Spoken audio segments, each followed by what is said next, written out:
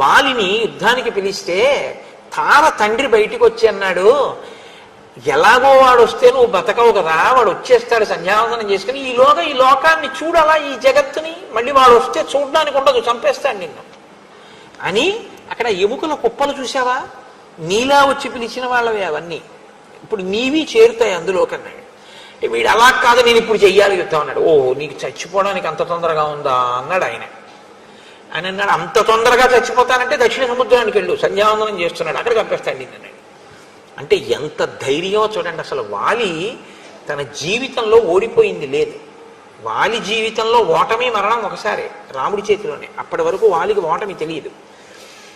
అటువంటి రాత్రుం పగళ్ళు ఆయన విరామం లేకుండా గోలభుడన్న రాక్షసుడితో 15 సంవత్సరములు అనుకుంటాను యుద్ధం చేశాడు. అసలు రాత్రింపవాళ్ళు యుద్ధం చేసి చంపాడు. అంతటి